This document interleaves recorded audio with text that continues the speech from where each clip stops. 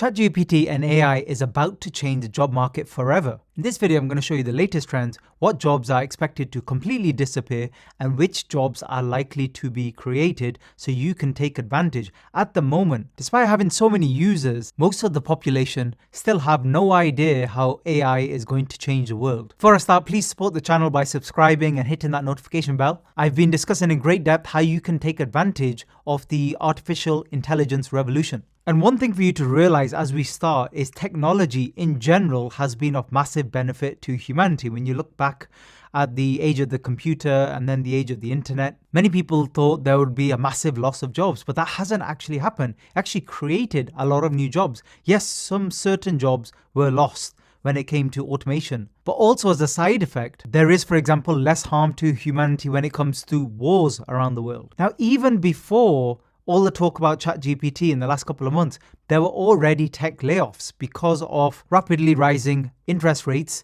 and other problems. Many tech companies had begun to lay off staff. Now, who knows if part of this was due to what they perceived would happen with AI, but some of the layoffs were significant, as you can see in this chart.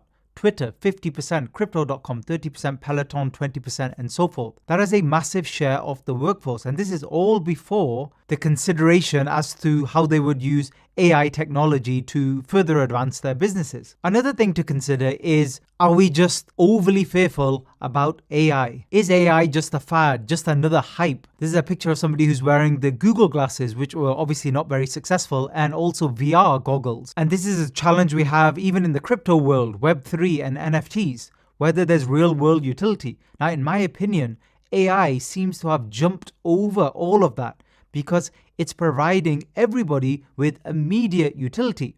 And I can prove it to you. Most of you watching who have actually tried out ChatGPT or any other type of AI software, I'm sure you've had at least one moment when you've been actually amazed at the response that was generated. And you have to remember these are just the early versions of this software. It will continue to be further developed, and the development is happening at an ever increasing pace because the way AI works is it's being fed a mass amount of data, and then it kind of turns that data into knowledge, much like a human brain does. But if you funnel more data into it, it's just going to get better and better and optimize further and iterate further. So what you're seeing with ChatGPT right now will look like complete rubbish in 6 months or a year's time when they release newer versions. So if you're worried about what this will mean with regards to jobs, you're right to be worried because this is literally already providing, in some cases, better responses than what a human could provide. This article describes how AI could change the job market. Now, the interesting thing about this article, this was from the BBC back in 2018, so 4 or 5 years ago. And the irony is what's happening is completely the opposite. So this was the quote from that particular article where it says, as our analysis shows, there will be winners and losers. It's likely that the fourth industrial revolution will favor those with strong digital skills as well as capabilities like creativity and teamwork, which machines find it harder to replicate. The irony is it's almost the opposite, where you can't really see immediately right now how AI will replace, for example, people doing delivery jobs or working in factories or, for example, even driving taxis. You can see that happening in the future, but not immediately. However, immediately you can see how this would replace somebody who's doing online research, for example, or creating online art like a graphic designer or a content creator or something similar. You can see why this is immediate competition. So just going back to that chart, you can see how it predicts there will be jobs created in healthcare, science, etc. Now, I personally feel there will be some jobs created, but I think the damage could be just as bad in those sectors. Whereas the opposite at the bottom, where it believes a lot of jobs will be lost in manufacturing and transportation and storage, I don't think immediately so. Robotic technology hasn't really caught up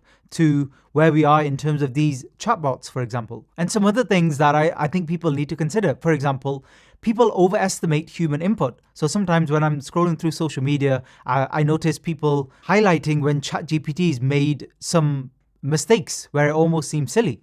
Now, do human beings ever make mistakes? And also, most human input tends to be mediocre, let's be honest here. And the other thing a lot of people aren't considering with this job situation is you can actually use AI right now to get ahead in your current field where you're competing with other people. AI could actually help you as a tool, so you can use it to your advantage. But with AI, AI doesn't need to be as good as the human output. And the reason I say that is because it can give you that response so much faster. For example, it can create entire video scripts or even entire books. It can write within the space of seconds to minutes. Now, that would usually take somebody who's creating that type of content a much longer period of time. So even if it's not as good, because it's pumping out so much more, if you're a company owner, for example, you might consider that a lot more valuable in comparison. Yes, the quality might not quite be there right now, but with further iterations of the AI software, very likely it could get there this year. Another thing a lot of people saying is whether this is all kind of overkill again. Why are we worrying so much when, the internet came along and it just created a lot of jobs, even though some jobs were lost? You could argue even more were created. I mean, generally unemployment rates are quite low in the Western world. However, what I would say to that is, who knows AI software better than anybody? It's the founders of these companies and the engineers who are creating this stuff for us. And a lot of the experts, they all keep mentioning in interviews, literally every interview I've seen, the concept of universal basic income has come up. Now, I discussed this years ago when I was talking about what Jeff Bezos wrote about, and he talked about this a long time ago, where he thought this was an inevitability. And already in Amazon, a lot of you may be aware, they already have a lot of robots taking on a large percentage of the work. But he thought this was inevitable a long time ago, but the AI experts are almost certain. Now, if that's the case, what that means is unemployment will definitely rise because of this revolution. I think it's safer to assume that that will be the case. It's really hard to create as many jobs as will be lost, in my opinion, with AI. But where are the opportunities? There are a few opportunities that I can think of. I mean, the obvious ones are a prompt engineer, like a text engineer. I think that's a skill within itself. So exactly what you ask software. But very soon, if not already, there will be software that actually does this for you as well. So you have to word something very simply, and it's almost like a middleman. It will reword that for you in the right way and then ask something like ChatGPT for the answer in a better way than you could ever do. So I think that will eventually go to software anyway. But in the meantime, that will be a skill. And another thing I thought about is an AI architect. So what do I mean by that? Well, as more and more of this will be open source, what people will be able to do pretty much for free is use the same software and create their own things, like, for example, apps, websites, etc. So actually, the job of an AI architect, somebody who knows how to use this and how to code with AI for some sort of goal, will be very useful to businesses. So that could be a job within itself. And another one I thought about is, well, I mentioned earlier in this video, everything runs on the initial data that has to be compressed. That's like literally hundreds of thousands of gigabytes of data. That's how AI works. What about creating and selling off this data? Because somebody owns that data and then it's being used for financial gain. So there could be some sort of like arbitrage opportunity there almost. The final one, and like I said before, this might only be a small percentage or a small number. AI will accelerate scientific discoveries. So there'll be new discoveries, for example, within healthcare, new treatments. Now that will, in turn, possibly create more jobs in that particular field. But we won't know what those jobs will be right now. And the other thing is you can't really offer a timeline on anything with regards to AI. You might reach a plateau. Certain things might accelerate much faster than you thought. But what is the massive challenge with this? This is the big challenge I see. And it's very simple. As soon as I heard about all of this a few months ago, my main thinking with this was, once you saw the responses, for example, from ChatGPT, what's going to happen in schools? Straight away, that's what you would think. What's going to happen in colleges, universities? Because people are just going to use this for their homework, for their assignments, for their coursework, whatever. And many people would argue the schooling system is already very, very outdated. How will they actually catch up to this? How will they police this? In my opinion, as I put here in the second point, it's very unlikely to happen. Governments in general move way too slow compared to private companies, startups, etc. So I don't think that's going to happen. So then you're going to get this difficult situation where people are going to be gaming the system to the point where, I don't know, maybe a degree doesn't mean anything anymore, or getting an A in class doesn't mean anything anymore. So what do you do in that situation?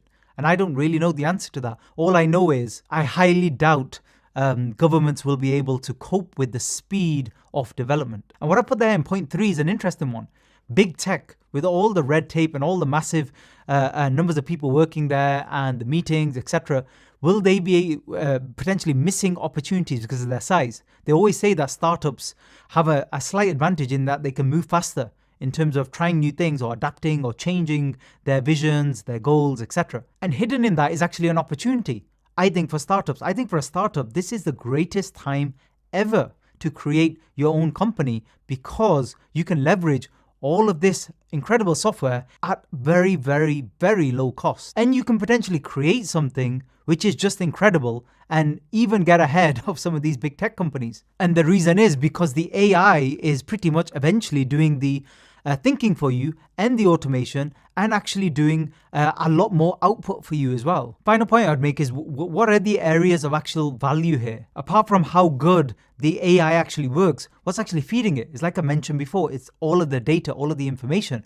What if we get to a point in future where people, when they creating their own content, they don't want it to eventually be fed into some sort of machine, so they actually hide their own content inside things like encrypted vaults or something. I don't know if that could even happen because the internet's public, but maybe we'll get to some weird society place where it's literally just information and data that is the currency.